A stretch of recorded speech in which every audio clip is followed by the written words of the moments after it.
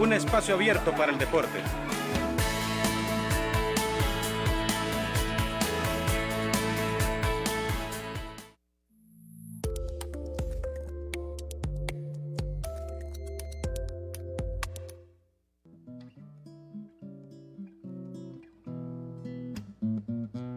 Conversando con la historia, un espacio para la memoria social, política y cultural, con Edgar Soriano.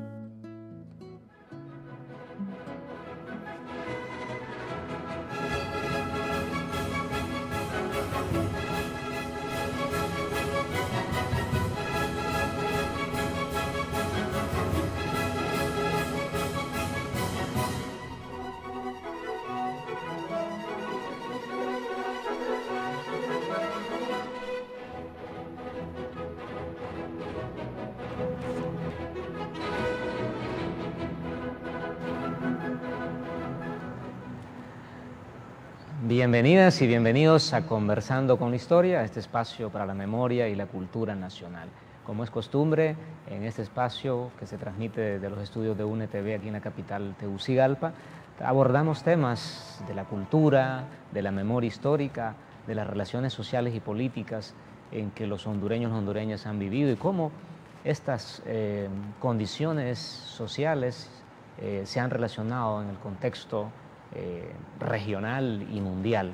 El día de hoy vamos a hablar de un tema que me parece fundamental reflexionarlo en el actual contexto de cosas, como es la geopolítica latinoamericana en la época contemporánea. Vamos a hacer una reflexión desde la caída del muro de Berlín hasta la actualidad y lo que está sucediendo en este momento en que Venezuela está en la mira de toda la prensa internacional, donde hay una batalla geopolítica internacional, o sea, Venezuela está conectada a esa batalla geopolítica mundial. En 1823, Estados Unidos empezó una política de querer relacionarse, integrarse, generar unificación, decían ellos, con el continente, todo el continente americano. Entonces hablamos de la doctrina Monroe y luego vino el panamericanismo. Bolívar, este personaje clave de las independencias de 1810 a 1826 en Sudamérica, pues Bolívar habló de lo importante que era unificar la América. Sin embargo, el discurso de Estados Unidos del panamericanismo era distinto, y esto es que intelectuales como José Martí lo empezaron a denunciar allá por la década de 1880, denunciaban las verdaderas intenciones de Estados Unidos, que no era lo mismo de lo que decía Bolívar, que era la unificación, de generar una hermandad entre todos los pueblos de América. En el caso de Estados Unidos, abanderaba ese discurso de la unión del continente, pero con el objetivo de controlar los recursos y dominar militarmente todo el subcontinente latinoamericano y el Caribe. Este es el inicio de toda esta historia. Después vinieron grandes intelectuales a lo largo de toda América Latina reflexionando sobre este tema, denunciando las agresiones de Estados Unidos en distintos momentos de la historia. Aquí mismo en Honduras tuvimos grandes intelectuales como Froilán Turcio, Visitación Padilla, por poner un ejemplo, que fueron personas que constantemente estuvieron denunciando la injerencia imperialista de Estados Unidos allá en primer cuarto del siglo XX. Para hablar de este tema, que es muy rico, muy profundo y que amerita hacer muchos programas para hablar cada detalle de estos contextos de la historia del continente, hemos invitado a un amigo, Gilberto Ríos, ¿verdad? Es un analista político, un activo militante. Gilberto también tiene relaciones con movimientos y estructuras políticas en distintos lugares del subcontinente. Bienvenido, Gilberto. Muchas gracias. Un gusto tenerte.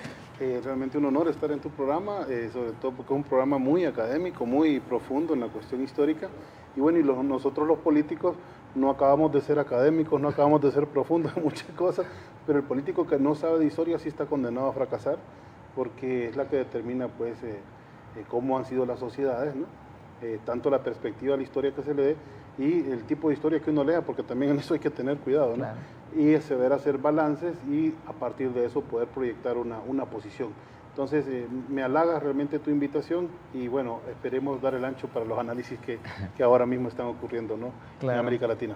Claro, no, y has dicho algo muy importante, Gilberto, el leer, ¿no? Yo creo que los Sí, bueno. militantes políticos, los dirigentes sociales están obligados a leer y conocer la memoria histórica y bueno, y que sus decisiones pues partan de las experiencias acumuladas, de todo ese pensamiento martiano, por ejemplo, que hablábamos al inicio, el gran José Martí, este gran pensador del continente americano, que trascendió fronteras, José Martí, ¿verdad? No se queda en Cuba, no se queda en la región, sino que José Martí es una figura trascendental de la intelectualidad, se relacionó con importantes escritores e intelectuales europeos inclusive. Pues Gilberto, la idea de esta plática, que es un segundo programa que hacemos en este primer mes del año 2019, primero tuvimos a Eric Tejada, ¿verdad?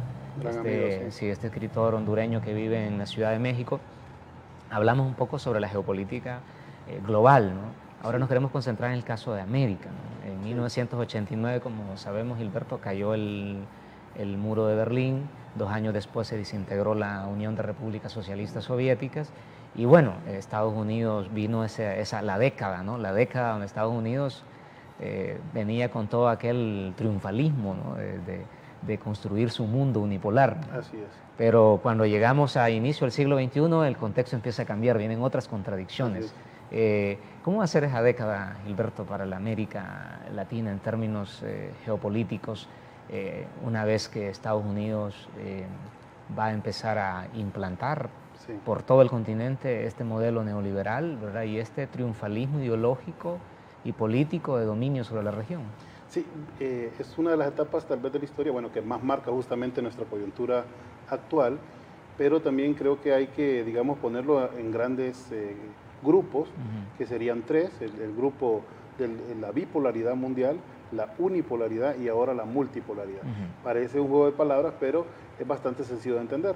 Después de la Segunda Guerra Mundial, el planeta Tierra básicamente se dividió en 2 grandes potencias, ¿verdad? Una era la Unión Soviética y otro Estados Unidos. Es decir, desde 1945 hasta 1989 habían 2 poderes importantes en el mundo que además disputaban zonas de influencia y que a esta disputa y al acaloramiento que tuvo en diversos momentos se le conoció como la Guerra Fría. Una vez caída la Unión Soviética, pues lo advertía Fidel Castro justamente en un discurso muy famoso que dio en Santiago de Cuba en 1989, que si la Unión Soviética caía, el mundo iba a quedar a disposición de Estados Unidos y que se iban a disputar el planeta, sobre todo por la guerra de los recursos y específicamente por el petróleo. Y bueno, no tardaron 2 años de la caída de la Unión Soviética cuando comenzó la invasión, la primera guerra contra el Medio Oriente, ¿verdad? Irak, y luego, 10 años después, pues la invasión ya directamente de Estados Unidos. Pero todo este momento político es importante verlo también desde las izquierdas latinoamericanas, justamente en nuestro hemisferio. La izquierda conocida tenía, digamos, mucha influencia desde Europa y también mucha influencia desde Asia. De hecho, se llegaron a dividir en 2 grandes grupos, los pro-soviéticos y los pro-chinos, desde 1966, y esto marcó también diferencias entre la propia izquierda. Digo esto porque una vez caído el bloque socialista y sin China tener una política determinada para América Latina, los movimientos de oposición, no solamente políticos, sino también sociales, quedaron en una especie de orfandad ideológica, ¿verdad? De tal manera que había que determinar los nuevos caminos a partir de las propias experiencias. Nosotros hablamos de la unipolaridad de Estados Unidos, ¿verdad? Porque en ese momento, además de la guerra por el petróleo y la invasión del mundo en América Latina, cesaron las dictaduras militares. Creo que la más emblemática fue la de Pinochet, ¿verdad? Que justamente entramos dentro de una lógica que los norteamericanos llamaron el Consenso de Washington, que fue la reunión en base a tratados de paz, sobre todo en las guerrillas centroamericanas, y la desmovilización de varias fuerzas políticas en América Latina para convertirlas en partidos y hacerlos participar de un sistema democrático.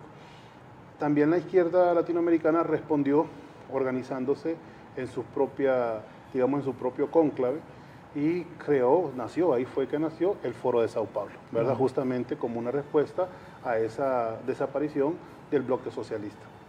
En el Foro de Sao Paulo, que comenzó integrado por 11 organizaciones, de las cuales, si mal no recuerdo, 10 o si no las 11, creo que 10 de ellas venían de ser guerrilla, ¿verdad? Como el FMLN, por ejemplo, o el movimiento revolucionario pues de Brasil, ¿cómo se llama?, de Argentina, de Centroamérica, de México también, que venían de ser guerrillas. Todos se constituyeron en partidos políticos y empezaron a trabajar pues la cuestión electoral y la participación institucional. Fue un momento interesante porque se dan esos fenómenos que, como algunos escritores dicen, hay como momentos que no acaban de nacer y hay fenómenos sociales que no acaban de morir también, ¿verdad? Se dan esos híbridos, esos momentos históricos, porque fue justamente el 4 de febrero de 1992 que Hugo Chávez Frías da intento de golpe de Estado, ¿verdad? Que nos descolocó a todos en América Latina, porque era un golpe de Estado contra un gobierno corrupto, ¿verdad? Pero ya no en un momento de guerra, era un momento supuestamente de participación electoral. De hecho, bueno, el intento de golpe fue un fracaso y terminaron presos todos los insurreccionados. Yo siempre menciono este dato de la cantidad de personas que se insurreccionaron para entender la envergadura del fenómeno político-militar, porque Chávez logró tener bajo su control más de 2.300 soldados en ese intento de golpe de Estado. Es una situación, digamos, bien importante en términos militares. Fueron reducidos, ahí es donde nace aquel famoso, por ahora hemos sido derrotados, ¿no? Y bueno, cae preso, y estando preso se dan otros fenómenos más cercanos a Honduras que también marcarían, digamos, lo que es la década de los 90. Década de plena introducción del neoliberalismo, de desmontaje casi total del estado de bienestar en nuestros países y de implantación pues de la lógica privada de privatizar los medios de producción, pero básicamente los recursos naturales y también las empresas estatales. El 1 de enero de 1994 era el día en que se estaba instalando el Tratado de Libre Comercio entre Estados Unidos, Canadá y México, ¿verdad? Y bueno, era como para los norteamericanos era un día de gloria porque finalmente se iban a apropiar de todos los recursos de estos dos países. Y sucede que ese mismo día se alza el Ejército Zapatista de Liberación Nacional. Entonces, otra acción militar fuera de contexto, ya en el marco del consenso de Washington, y sin la tutela o la dirección de la Europa socialista o de China, ¿no? Sino más bien un esfuerzo totalmente indígena, ¿verdad? Que volvía a nuestras raíces a nuestras raíces continentales y que nos hacía sobre todo mirar para adentro, además con una filosofía cargada de simbolismo, como lo fue lo de la capucha de los zapatistas, su poesía con el tema del indigenismo, de las poblaciones ancestrales, también con la filosofía de las poblaciones ancestrales, que además no solo no era marxismo europeo clásico, sino era negador incluso de toda forma de vernos desde afuera, sino viéndonos desde adentro. Entonces fue muy cuestionador, nos descolocó, sobre todo lo que venimos del marxismo ortodoxo, tenemos una visión un poco más europea, hay que decirlo, del análisis social. Y bueno, mostró que se podían intentar otras realidades por otros medios. Hay muchas más escaramuzas militares, políticas en América Latina. Yo siempre destaco 3 para efectos así como de estudio. Y la tercera es la toma de la Embajada de Japón en Perú en diciembre de 1996. Me parece que son 3 fenómenos como que estaban fuera del orden histórico, pero que demuestran pues la capacidad creativa de los pueblos de encontrar salidas ante lo que era un neoliberalismo que ya desde que comenzó iba conculcando todos los derechos de la sociedad. Entonces entra con fuerza Estados Unidos, pero tiene resistencia. Y ahí, Gilberto, me interesa ese punto. Casualmente, el año que cae el muro de Berlín se da el Caracazo, o sea, unos meses antes. O sea, estamos hablando que Estados Unidos empieza, digamos, todo el engranaje mediático, porque sin duda todo esto, esta década del 90 y todo este impulso neoliberal en términos ideológicos para hacerle ver o hacerle creer a la población de que ese era el modelo más adecuado para desarrollar y sacar de la pobreza a las poblaciones, pues todo el engranaje mediático internacional. Recordemos que para los 90 ya existen los noticieros estos internacionales que no existían en las décadas anteriores. Pues en las décadas anteriores la gente se informaba de lo que pasaba en el mundo a través de los periódicos, ¿no? Sí, a través de o a través de los pequeños cortos del cine, pero eso sucedió en el siglo pasado. Pero ya en los 90 ya estamos ante esta globalización que podríamos llamar, que dicen los analistas que está, digamos, expandiéndose en términos mediáticos. Pero lo que quiero decir es que si ellos promulgaban, ¿no?, a través de sus medios que eso era lo mejor y que eso era el desarrollo de la humanidad y que habían demostrado y que el fracaso del socialismo real Sí. y que el capitalismo era la opción y lo único que había era generar trabajo y desarrollo, pero el Caracazo es un ejemplo, y estamos hablando de Venezuela, imagínate. Sí, estamos hablando... El Caracazo Sí. es el ejemplo Sí. claro de la crisis inmediatas que provoca el modelo neoliberal. Inmediata, exactamente, eso es lo que yo me iba a referir, que no había ni terminado de implantarse y generó unos niveles de exclusión tan extraordinarios en Venezuela que, bueno, la gente vivía en una pobreza alarmante. Y tanto que el Caracazo es cuando los barrios pobres de Caracas bajan a saquear, ¿verdad?, efectivamente los comercios, porque hay una crisis, hay una devaluación bien importante también ese año, y es masacrado. Bueno, hay quienes consideran que fueron miles de muertos por la policía en actos de represión. Entonces, esa década de los 90 yo creo que es digna de muchos estudios y muchas perspectivas. Vos has dicho uno que me parece también determinante, es la priorización por el tema del manejo de las comunicaciones y la opinión pública internacional a través de diversos aparatos. ¿Se acordás que para finales de los 80 ya estaba funcionando ECO, que era, no recuerdo ahora, pero tenía algo que ver con noticias internacionales, pero venía desde México, tenía una hegemonía importante, aquí lo retransmitían en varios programas, se potencia Univisión, ¿verdad?, que no se llama Univisión, por cierto, cuando nació, y también empieza a salir después CNN y CNN en español, ¿verdad?, que eran como hegemónicos en nuestra zona. Pero también es en los 90 cuando el famoso periodo especial cubano, que es una gran crisis económica que atraviesa Cuba por la caída de más del 90% de su comercio internacional en el momento que cae el bloque socialista, cuando Fidel en 1996 decreta la batalla de las ideas, justamente contraponiendo esa avalancha de los medios internacionales, dice, no, aquí lo que tenemos es que pelear por la conciencia de los pueblos, y empieza a trabajar en otras formas de comunicación. Y es en el año del 2003, reunidos Chávez y Fidel en La Habana, con una reunión de la red de intelectuales y artistas en defensa de la humanidad, que surge la idea de crear Telesur. Entonces, es relativamente rápido, si lo medimos en términos históricos, va la respuesta que da la oposición ya más latinoamericana. Pero también, bueno, para volver a los 90, que es una década así muy definitoria, recordemos que Chávez sale de la cárcel en 1994, crea su partido Quinta República y el movimiento Quinta República, que toma pues importantes espacios de la opinión pública venezolana y que gana las elecciones de 1998. Para nosotros era un militar que había dado un intento de golpe de Estado. Nosotros teníamos casi absoluto desconocimiento justamente por la forma en que hemos estado desconectados incluso entre nuestros países latinoamericanos.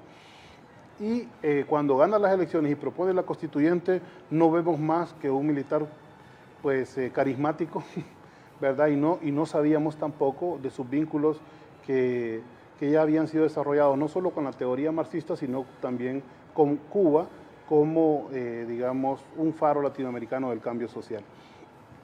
En esta época todavía, los 90, es la unipolaridad en su máxima expresión. El 2000 todavía continúan las invasiones norteamericanas en Medio Oriente y la agresión norteamericana contra países del Medio Oriente, y también en América Latina su presencia hegemónica, pero comienza a cambiar justamente en los primeros años del 2000 por la presencia del gobierno progresista de Hugo Chávez, ¿verdad?, pero también por la asunción al poder de un personaje que cambiaría la historia de la humanidad, ojalá que para siempre, que es Vladimir Putin, sí, en Rusia, ¿no? Bueno, Gilberto, antes de llegar ahí, sí, me interesa sobremanera hablar de un tema. Yo sé que al hablar de los años 90 y todo el sí, modelo neoliberal y todo este contexto de la globalización, pues sin duda se nos pueden quedar muchos elementos, sí, pero digamos, y eso aquí cuando hablamos de Honduras, aquí se experimentó, hay una eclosión de ONGs. De estas organizaciones no gubernamentales. Muy buen punto, sí. Y esto me parece que es un punto que quizás aquí no se ha reflexionado a profundidad, porque esto es un diseño de la hegemonía global. Así es. Estas organizaciones, no vamos a desconocer que muchas de ellas actualmente hacen eficientemente algunos trabajos, sin embargo, vino como a dispersar, digamos, los temas sobre la libertad ciudadana o sobre la inclusión de distintos sectores, pero esto merita un poco de discusión, porque cuánto qué nivel, digamos, de infiltración para seguir como dispersando las poblaciones, manipulando las poblaciones o mediatizando los descontentos sociales? ¿Qué papel han jugado estas organizaciones? No solamente en Honduras, me refiero a nivel internacional, porque las ONG que ya existían un poco, bueno, las ONG son las sucesoras de las famosas fundaciones de finales del siglo XIX. ¿Te acordás que la Fundación Rockefeller, por ejemplo, ¿no? La Fundación Rockefeller tuvo presencia en América, aquí mismo, en la guerra de 1924 venían a arreglar medicina, a hacer asistencia médica a los heridos. O sea, es una organización que tuvo una presencia, pero luego surgen estas ONG y se han ido formando distintas formas de trabajo. Pero esto, Gilberto, y aquí vendría la pregunta, ¿cómo lo ves vos como analista, como una persona estudiosa de la derecha, perdón, de los procesos sociales? Pues sí, tanto de la derecha como de la izquierda, como de la izquierda, pues, de la región. O sea, ¿qué papel juegan estas organizaciones digamos, en esta construcción de la hegemonía global que quiere imponer, digamos, las grandes multinacionales? Bueno, yo creo que es un punto referencial muy importante el tema de las ONGs, porque justamente, bueno, ya existían en los años 70, en los años 80 en Honduras, no cumpliendo el papel que cumplirían después, sobre todo en los 90, porque el neoliberalismo empieza a reducir el Estado, viene la famosa reforma estructural, y deja el Estado de cumplir con muchas de sus responsabilidades, y para, digamos, crear una especie de sustitución, se crean una serie de organismos privados que supuestamente cumplen el rol del Estado. Es un error que hayan ONGs que se preocupen por los derechos humanos, por ejemplo, porque el principal defensor de los derechos humanos debería ser el Estado mismo, pues, ¿verdad? O que existan ONGs que trabajan el tema de la niñez, porque finalmente el Estado, pues, el fin último es el ciudadano, la persona humana, y eso queda, pues, totalmente relegado y bajo la responsabilidad de estos organismos no gubernamentales, que en realidad reciben financiamiento desde un primer momento desde Estados Unidos y desde Europa, pero también condicionamientos que los hacen cerrar filas a la hora de momentos políticos. ¿Cuántas ONGs, por ejemplo, del trabajo del feminismo o del trabajo del LGTB o del trabajo del indigenismo, por ejemplo, ahora mismo en América Latina, o de derechos humanos, que son de las principales financiadas por Europa y por Estados Unidos, se han manifestado y posicionado contra Daniel Ortega y contra el Frente Sandinista de Liberación Nacional en este momento? ¿O cuántos lo hicieron en su momento contra Correa en Ecuador? ¿O cuántos lo hicieron contra Chávez y después contra Nicolás Maduro en Venezuela? Es decir, a la hora de cerrar filas con un proyecto político, muchas de ellas, no todas, es imposible generalizar, hay muchas que cumplen papeles incluso revolucionarios, diría yo, pero que tienen buenos cuadros militantes. No, y que son gente comprometida además, ¿verdad? Los hemos visto, tenemos muchos compañeros, trabajamos con ellos, de hecho aquí en el movimiento social, es imposible generalizar, pero sí hay un sector que claramente tiene una línea ideológica definida en favor, ¿verdad?, de esas políticas internacionales norteamericanas que se disfrazan de un discurso muchas veces liberal, digamos, progresista, pero que políticamente es contrarrevolucionario claramente con las dinámicas de nuestros países. Entonces, la reforma estructural que genera el neoliberalismo está compensada por lo que se conocieron, incluso aquí había una institución dedicada exclusivamente que se llamaban fondos de compensación social. Pero ¿por qué el Estado tenía que crear fondos que compensaran qué? Porque el Estado justamente se estaba retirando, entonces crearon una serie de instituciones asistencialistas, paternalistas, por naturaleza desmovilizadoras de la población, ¿verdad?, que construían letrinas, que construían casas, pero que no involucraban a la comunidad o que no apropiaban a la comunidad o que no era ningún proceso de desarrollo, sino de mendicidad, ¿verdad?, dirigido desde el Estado justamente para reducir los niveles de presión social. Así es. Bueno, Gilberto, vamos a ir a una pausa. Al regresar vamos a seguir hablando ya de estos inicios del siglo XXI, cómo se ha generado la geopolítica en América y lo que está sucediendo actualmente en Venezuela. Ya regresamos.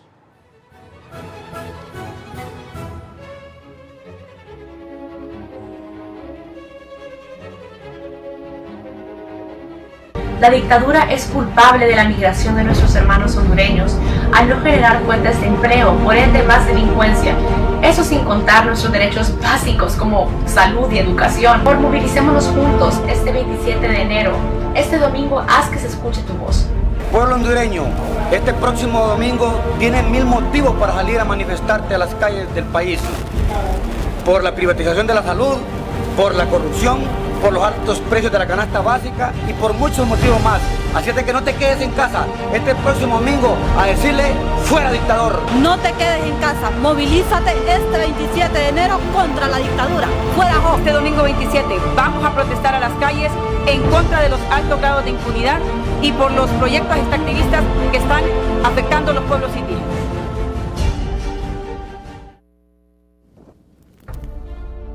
Cuando caminamos junto a ustedes, asumimos el compromiso de avanzar por esa senda, la senda de la verdad, la senda de la libertad. Pero también caminamos y nos acercamos a sus necesidades para difundir la realidad en la que vivimos los hondureños.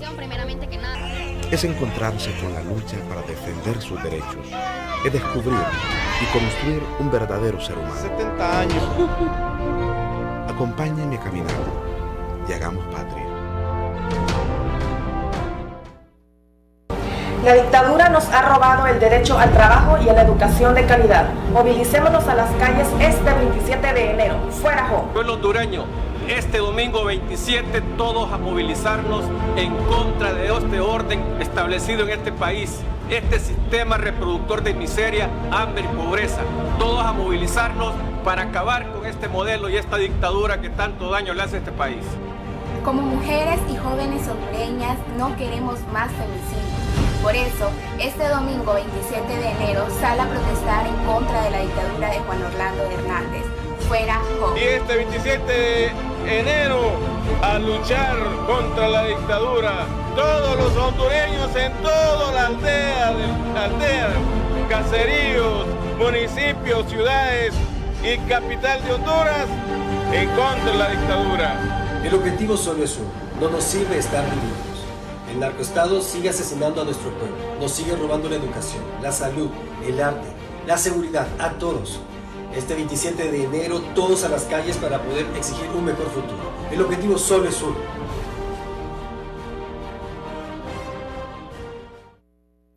El VIH ataca el organismo reduciendo las defensas, dejándolo vulnerable a las infecciones y enfermedades. Por eso, todas las personas que hayan tenido relaciones sexuales sin protección deben hacerse la prueba de VIH. Un diagnóstico temprano permite acceder a un tratamiento oportuno. El VIH tiene tratamiento. Hazte la prueba.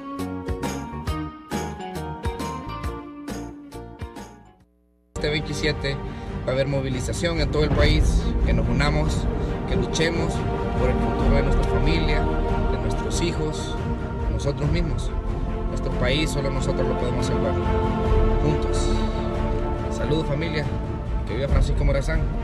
Este domingo 27 de enero nos movilizamos porque hace un año Juan Orlando Hernández usurpó el poder del país, robándose nuestros votos y violentando una vez más la voluntad del pueblo hondureño. Este 27 todo mundo a las calles, vamos a protestar todos y todas para sacar al impostor del poder que nadie lo tiene ahí, él solo se impuso como presidente de la República. Somos pueblo, somos Honduras, movilízate este 27 de enero.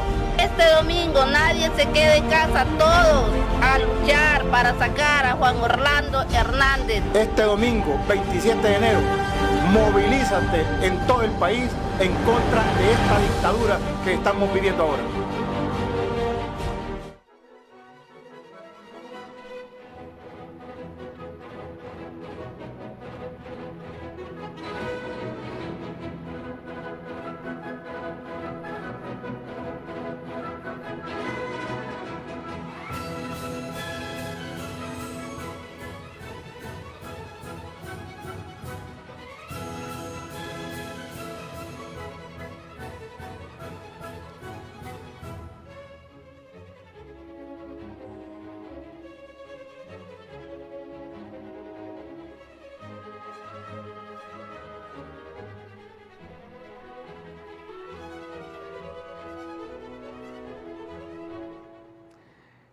Continuamos en Conversando con la Historia, ese espacio para la cultura y la memoria nacional. Hemos estado hablando sobre la década del 90, principios de la década del 2000, con el analista político y también militante político y social de los movimientos de izquierda de América Latina, Gilberto Ríos.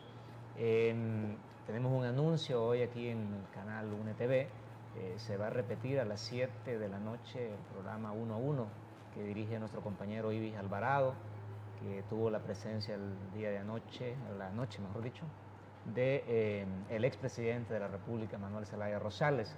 Posteriormente a las 8 va a haber un programa especial, donde estará también la presencia del expresidente Zelaya, coordinador del partido Libertad y Refundación. Así es que van a estar estos dos programas especiales hoy, a las 7 de la noche y posteriormente a las 8 de la noche con el expresidente Manuel Zelaya Rosales. Para continuar en el tema, con Gilberto Ríos, nos habíamos quedado hablando un poco de los 90, de algunos elementos fundamentales. Gilberto, estamos en el 2000, esa es la década de ese mundo unipolar que querían imponer los estadounidenses, ¿verdad?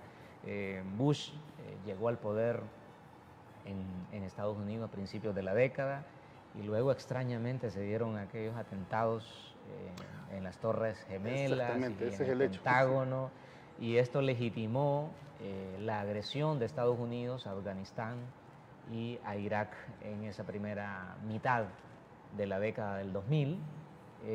Digamos, un Estados Unidos poderoso, que quiere mostrar el músculo. Recordemos que, por ejemplo, había surgido un canal por todos los cables, porque ya existían los cables en este contexto, ¿no?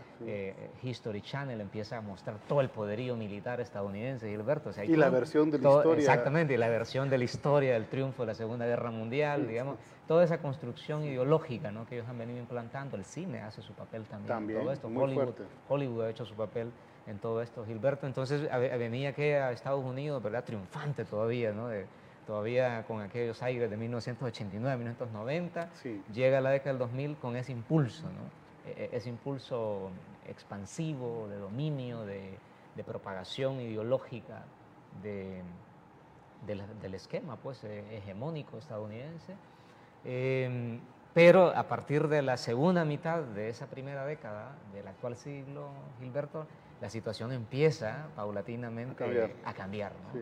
Empieza a cambiar, vemos el liderazgo regional de Hugo Chávez Frías, que había llegado al poder en 1999 y que le intentaron dar golpe de Estado en el 2002, pero ya en esta segunda mitad vemos un liderazgo de Chávez. Ahí surgió Telesur, que mencionabas hace un rato. Correcto. ¿No?, justamente en esta segunda mitad de esta primera década, la década pasada. Entonces vemos que empieza a cambiar la situación, ¿no? Empiezan a agudizarse contradicciones globales, el tema del presidente de la Federación Rusa, Vladimir Putin, ¿no?, que jugaron, y una China, ¿no?, expansiva en la parte comercial, ¿verdad?, que viene con mucha fuerza, ¿verdad?, viene con la diplomacia de la chequera, y hemos visto que les ha funcionado, ¿no? Les ha funcionado bastante. Entonces digamos que empieza a cambiar este esquema global y vemos ahora actualmente que estos tres personajes que ustedes están viendo en pantalla, pues son como los tres poderosos del mundo, ¿no? Algunos analistas, como el profesor Alfredo Jalife, habla justamente de la tripolaridad, basada en esos tres países. Pero la verdad es que yo soy más partidario, sin competir de ninguna manera con la visión de Jalife, sino del tema de la multipolaridad. Porque, por ejemplo, hay en esta expresión no necesariamente es la tripolaridad en un campo. Yo diría, por ejemplo, China tiene el poder comercial del mundo. Putin demostró, sobre todo ahora con el conflicto de Medio Oriente, el poder militar, ¿verdad? Y Estados Unidos, que ha sido comercialmente, financieramente y militarmente muy poderoso, marca más bien una decadencia. Pero también están factores como Sudáfrica, como Brasil, con aquella iniciativa de los BRICS, por ejemplo, ¿verdad? Como, que son un nuevo polo financiero del mundo, ya no necesariamente militar o comercial. Entonces hay otros aspectos como que deben evaluarse, aunque obviamente estas serán las tres figuras más. Estas inversiones económicas sur-sur que le llaman. Exactamente, que comenzaron justamente la década pasada. En África, la India en África, es correcto. Y en América Latina. Y los movimientos en el Medio Oriente que también están influenciados por la guerra y por los intereses del petróleo. Entonces, no es tan simple como la tripolaridad o la multipolaridad, es realmente complejo y se dan en diferentes áreas. Pero comenzaste muy bien vos con el tema del 11 de septiembre del 2001, porque para algunos analistas económicos, en realidad lo que hubo ahí, ellos hablan este juego de palabras que a mí me gusta mucho, que es corriendo la arruga, ¿verdad? Es decir, ellos al apropiarse de todos los mercados mundiales en un mundo unipolar, generan algo que los economistas marxistas llaman, o llamamos, los que tenemos identificación con el marxismo, las crisis cíclicas del capitalismo. Y es que al concentrar tanto capital y mercado en una sola élite, digamos mundial, genera un problema de reproducción, ¿verdad? No se le puede vender más productos a las personas que no se les paga suficiente. Entonces, al haber concentrado tantos mercados, el sistema capitalista comenzó a dar sus primeros, digamos, de esta década, sus primeros señas de que podía comenzar a contraerse y a colapsar. Entonces necesitaban una guerra de la envergadura que fue la guerra de invasión en el Medio Oriente, y se inventaron el tema del 11 de septiembre cada vez más sospechoso y cada vez con más elementos para dudar de que si fue algo auténtico o si fue algo provocado por ellos. Al momento yo sería partidario de creer de que fue totalmente... De las teorías de la conspiración. Sí, pero mira, he visto tantos videos en internet como he leído libros y textos que comprueban que hay demasiadas cosas oscuras, así como en el asesinato de Kennedy, por ejemplo, ¿verdad? Que demuestran que sí habían muchos intereses ahí combinados que perfectamente pudieron haber dado en ese autoatentado del 2001, que generó pues toda una política de agresión imperialista norteamericana y que fortaleció curiosamente a los mismos tres sectores que también yo creo que hay que caracterizar. Uno es el complejo militar industrial, otro es el de los medios de comunicación, como vos has mencionado, y uno tercero, que es más oscuro, pero que ahora es más evidente, es el del narcotráfico. Y fíjense qué cosa más interesante, y voy a dar una recomendación que tal vez no me caen las avispas aquí con Edgar, porque voy a recomendar una película norteamericana, pero fíjate que tiene un contenido histórico, tal vez ya lo viste vos, que es esta que hizo Tom Cruise recientemente, que se llama Barry Seal. Sí, ¿verdad que es la historia de Barry Seal? Más allá de la historia fantástica de acción que quiere proyectar, tiene un elemento que a mí me parece sumamente sorprendente.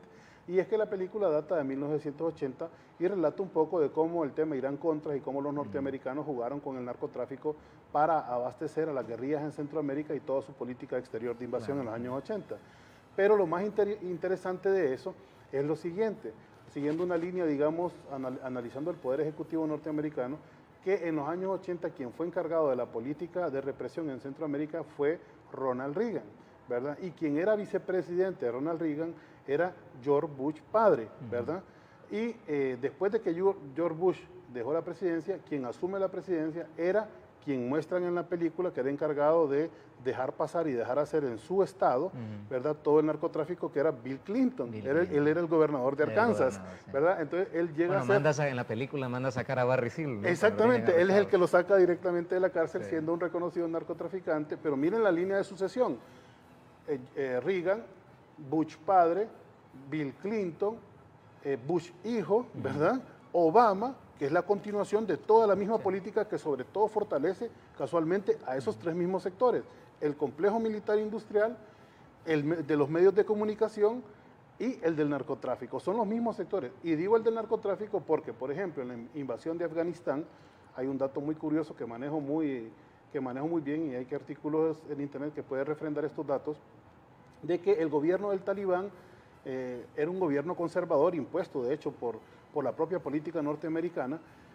Afganistán había sido un país que en los 1950 el Partido Comunista Afgano había llegado al poder sin ayuda de la Unión Soviética, era un país democrático, multicultural, ¿verdad? Y que su proceso, como lo dice Zizek, este eslavo que es filósofo, su proceso de globalización le tocó a él más bien volver hacia el pasado, ¿verdad? Y a fuerzas conservadoras para poder globalizarse o entrar dentro del ritmo del imperialismo norteamericano. Y ellos habían reducido la producción de amapola casi en 30.000 hectáreas de amapola, que sobre todo estaba contratada por la empresa farmacéutica mundial, que también es parte de todo este conglomerado de industrias que promueven la guerra.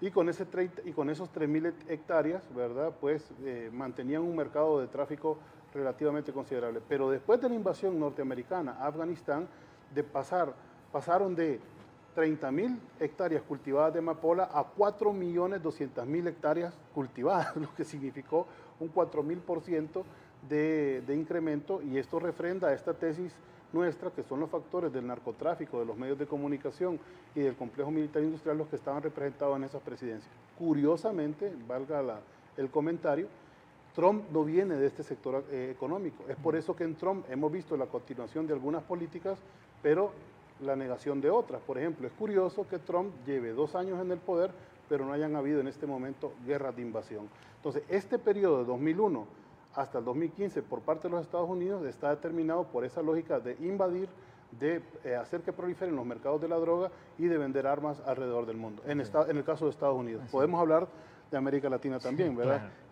Claro. Bueno, claro, Trump pertenece ya a esta nueva oleada de este nuevo nacionalismo que los analistas están preocupados que esto vaya antiglobalitarismo, a llegar. Sí, claro, hay dos tendencias a nivel global que son, por un lado, estos nuevos nacionalismos y por otro lado los globalistas que mencionabas vos, que todos aquellos personajes que mencionaste anteriormente. Como ya, Gilberto, nos vamos enrumbando hacia el final del programa, caemos en Venezuela, en lo que está sucediendo. Tenemos un pequeño video ahí donde lo vamos a ver hay una explicación de Telesur, este video, es un fragmento, ¿no? Donde vemos a un analista venezolano explicando, ¿no?, todos los potenciales que tiene Venezuela de recursos que podrían beneficiar a toda la población, pero lamentablemente las reglas económicas y los bloqueos que manejan estos poderes supranacionales rectorados por Estados Unidos y las potencias occidentales contra el Estado venezolano. Así es que vamos a ver este videíto para que tengamos una noción y luego vamos a escuchar a Gilberto Ríos ya hablar sobre la actual crisis en Venezuela, las injerencias y los posibles escenarios. La reserva de petróleo del mundo está aquí. ¿Qué pasa ahora en esta parte que está acá? Lo que se llama el famoso arco minero de lo que es el arco minero de Orinoco, todo lo que es el gran desarrollo minero de Venezuela. Ajá, ¿y qué es lo que hay en el gran desarrollo minero de Venezuela? Porque ¿qué hay aquí que genera tanto movimiento del gobierno de los Estados Unidos? Bien, aquí tenemos que resulta que de acuerdo al Ministerio de Energía y Minas y de lo que se ha estudiado y todo, pasaríamos a ser la segunda nación con oro en el mundo.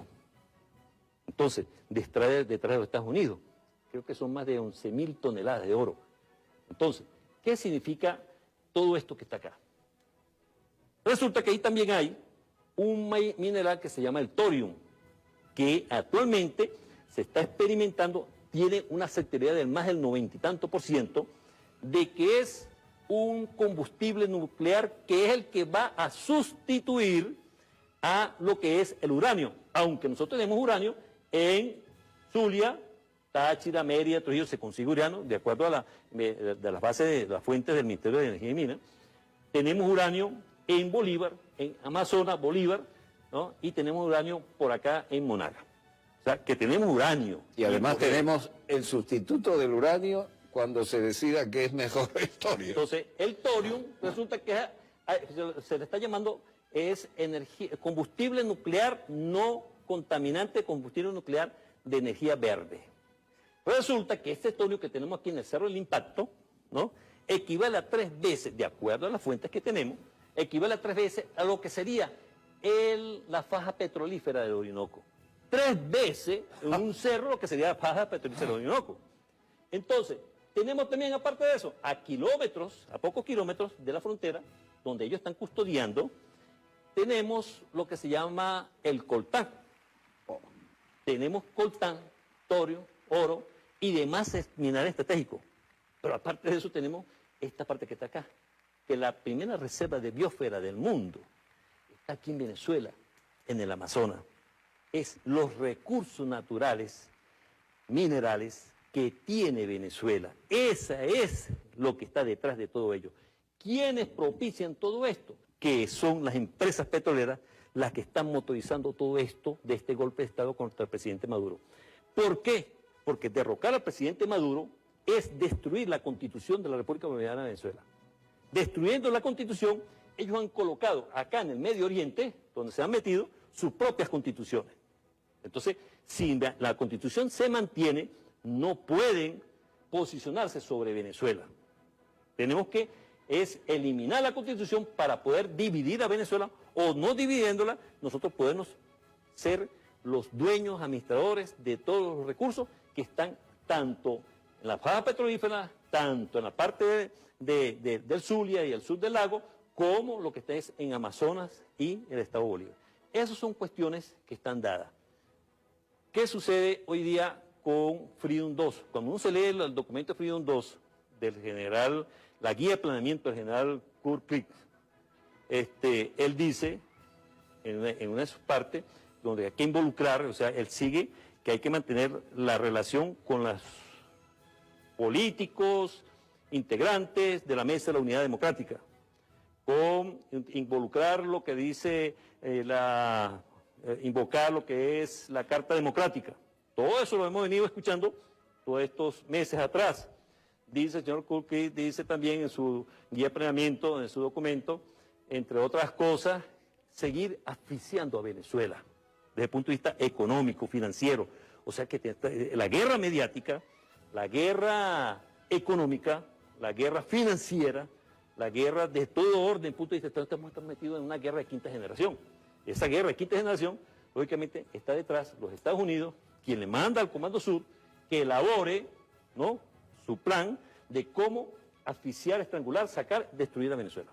El Estado-Nación hay que destruirlo. Definamos Estado-Nación. Bueno, Estado-Nación, como tal, Venezuela, el Estado venezolano, el gobierno nacional, la nación venezolana, su gente, su cultura, su territorio, todo tiene que ser, ¿no?, tiene que desaparecer. Hay que...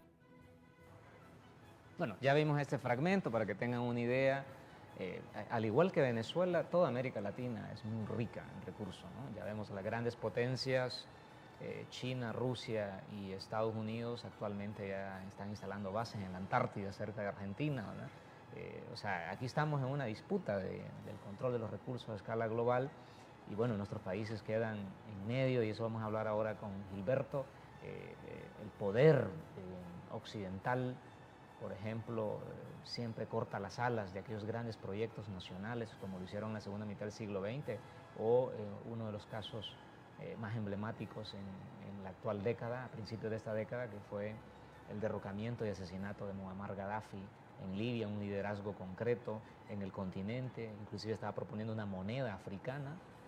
Miren, casualmente un poco lo que está haciendo Venezuela con el tema de la criptomoneda. A esto a veces la gente no entiende, Gilberto. Yo me quedo sorprendido como inclusive muchos analistas, gente académica, inclusive militantes de organizaciones sociales y progresistas, ¿verdad?, comparan el actual gobernante de Honduras, Juan Orlando Hernández, con el gobernante de Venezuela, Nicolás Maduro, ¿no? O sea, solo la comparación no es un tema moral, no es un tema de la persona, sino un tema del contexto de a qué representan, qué proyectos representan. O sea, mientras cuando hablamos del actual gobernante de Honduras, Juan Orlando Hernández, pues hablamos de un gobernante totalmente servir a los intereses del Departamento de Estado en Washington, un país intervenido, un país marginal, inclusive marginal en el espectro mediático internacional, pero cuando hablamos de Nicolás Maduro Moros, pues estamos hablando de un personaje en la escena mundial. Así es. O sea, la comparación ahí, Gilberto, ¿cómo te parece? Bueno, quisiera puntualizar sobre algunos datos interesantes. Por ejemplo, bueno, Estados Unidos es un país de un poco más de 300 millones de habitantes, ¿verdad?, pero que consume prácticamente más del 50% de los recursos mundiales. De hecho, si la población del planeta tuviera los niveles de consumo de la sociedad norteamericana, necesitaríamos 5 planetas Tierra para pues, lograr equiparar ese nivel de consumo y compensarlo pues, con el tema de los recursos naturales. Digo esto, los recursos naturales, porque en su proyección de aquí al 2050, los Estados Unidos van a haber agotado todos sus recursos internos y necesitan de otros recursos de otros países. Y ese es el gran problema de Venezuela. Como decía un meme, que ahora sintetizan mucho los memes, ¿verdad?, con la creatividad popular. La verdad es que Venezuela no tiene una dictadura, lo que tiene es petróleo. Y por eso ha sido señalado por Estados Unidos como un país enemigo, un eje del mal, un posible agresor. El ejercicio de la soberanía de esos recursos es algo que los Estados Unidos no puede permitirse porque para ellos esos recursos son justamente de su economía. Y por eso han inventado toda esta forma de persecución en la que hay que decir, la revolución bolivariana de Venezuela ha estado permanentemente asediada desde su principio, desde su comienzo. Tenía 3 años en el poder Chávez cuando fue el primer golpe de Estado. Nadie habla de la huelga petrolera también dirigida desde Washington y desde la posición del 2003, que fue más funesta que el propio golpe de Estado, y de los subsiguientes sabotajes y ataques que sufrió Hugo Chávez, que hasta nosotros, bueno, creemos que fue un asesinato también, ¿verdad?, su desaparición física.